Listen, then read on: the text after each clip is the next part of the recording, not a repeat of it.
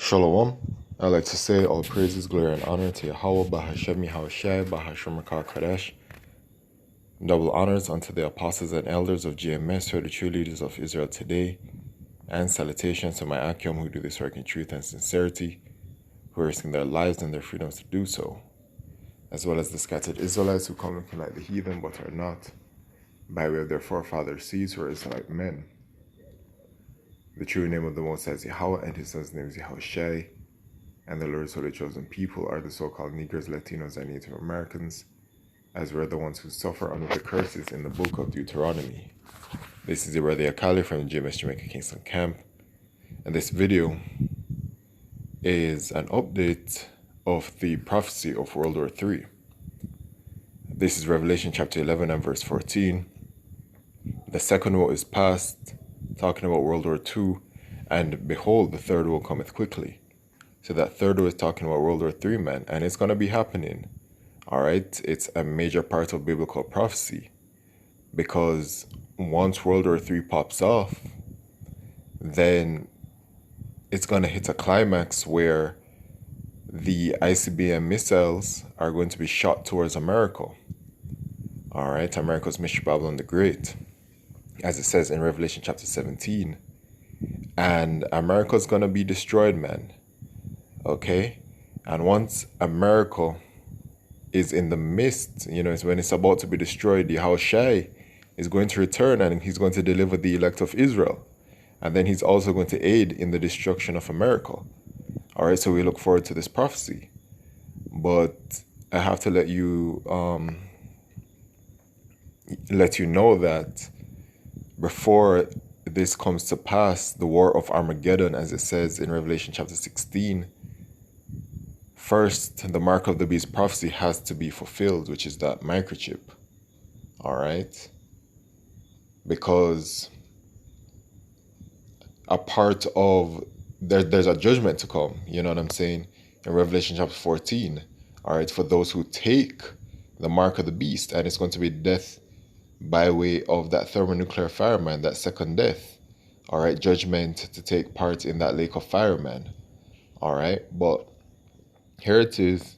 NATO unveils master plan to defeat Russia in nuclear war as Moscow says confrontational playbook shows it was right to cut ties.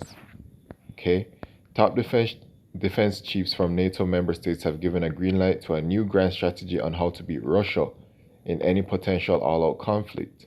As Moscow says the move proves the US-led bloc isn't open to improving relations. On Thursday, ministers met in Brussels to sign off the scheme named the Concept for Deterrence and Defense in the Euro-Atlantic Area, according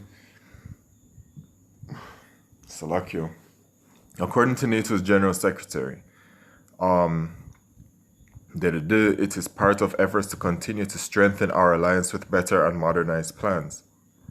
The bloc's officials insist they don't believe an attack is imminent, but that it is worthwhile being prepared in any case.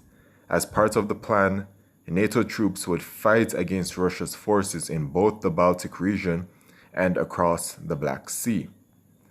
All right, so I just mentioned some other stuff. It says that turning around, so basically they believe that the relationship is at rock bottom right now, and that there's no need for dialogue under these conditions. He argued, saying that the adoption of such a concept by NATO confirms it once again. According to him, this alliance was not created for peace. It was conceived, designed, and created for confrontation. Where is the part that I was looking for? He added the relationship between NATO and Russia is at its lowest point since the end of the Cold War, and the reason for that is the Russian behavior.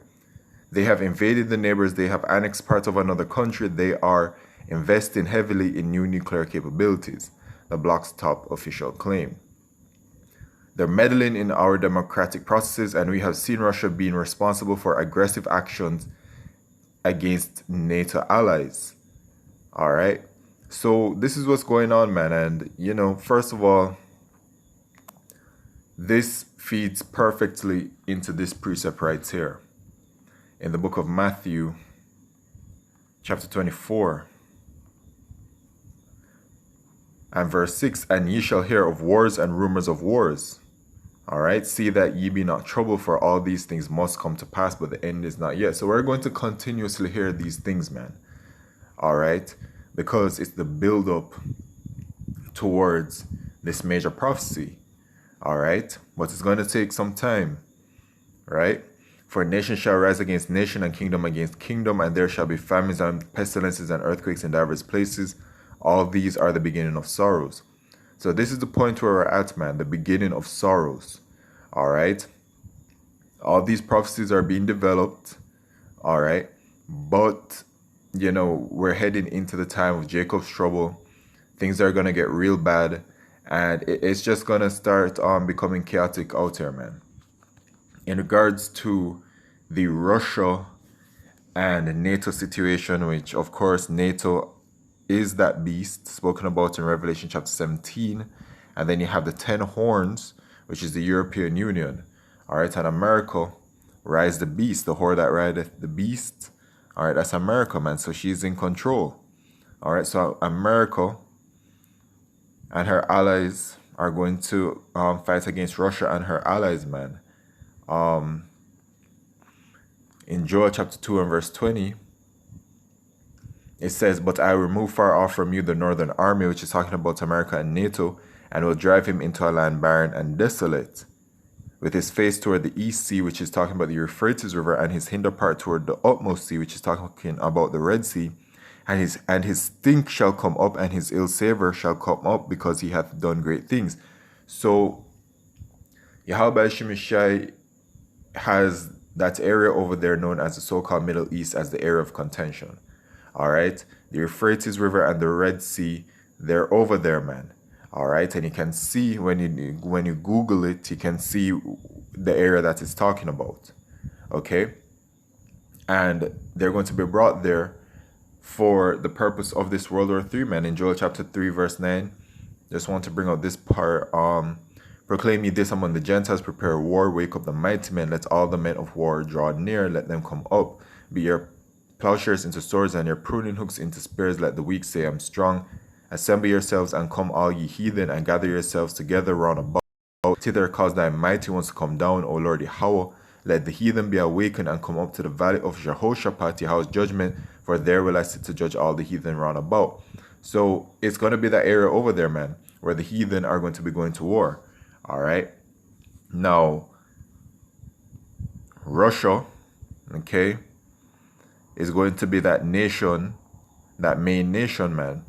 Ezekiel chapter 38 and verse 2, Son of man, set thy face against Gog, the land of Magog, which is talking about the Russians, the chief prince of Meshech and Tubal, and prophesy against him. So it's talking about the Russians here in verse 2.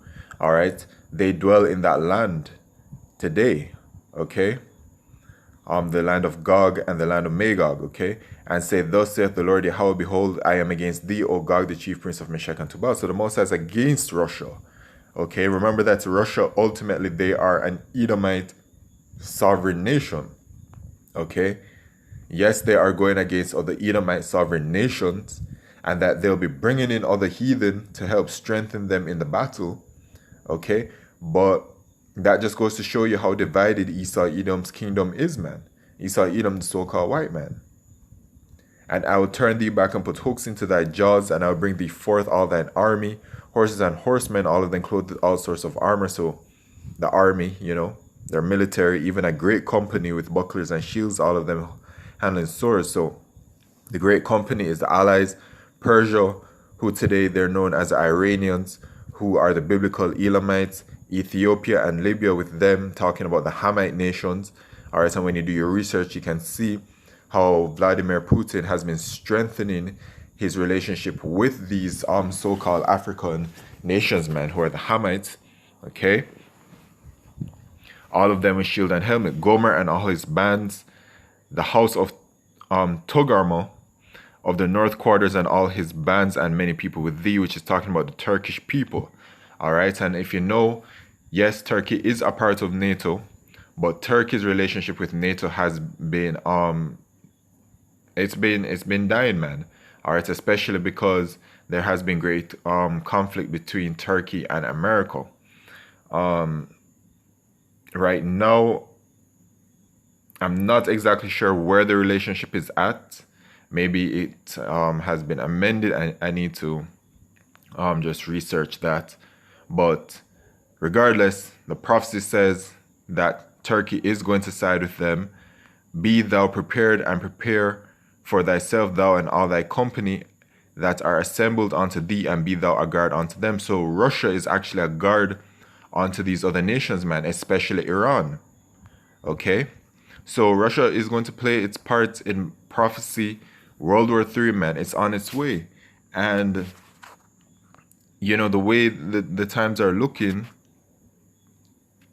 it's looking very good, man. Okay? Our salvation is nearer than when we believed. And the hour of temptation, which is going to be that time when, you know, the world faces, the entire world, all of the people on this earth are faced with the choice, man, of taking the microchip or not. Okay, but overall, the prophecy of the destruction really, in regards to that Revelation chapter 14, verse 9 to 10, for those who take the mark of the beast shall be destroyed, man. That's onto the Israelites, man. Okay? As we are the only ones that can receive salvation, right? The rest of the heathen, it don't matter what they do, man. In America, whether they take the microchip or not, they're just going to be destroyed because they can't be saved. Okay?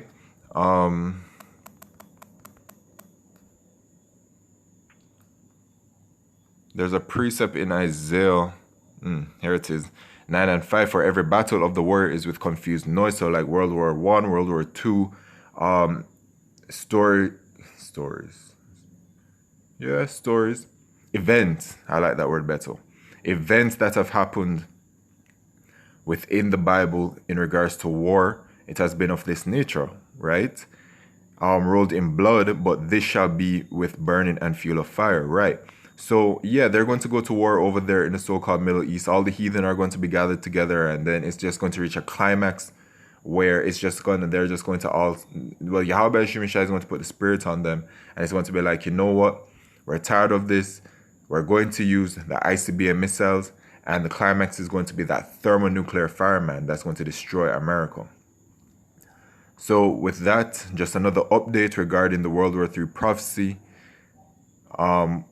I like to say all praises, glory, and honor to Yahweh Shemishai Bashmakal Kodesh. What a bad babal shalom.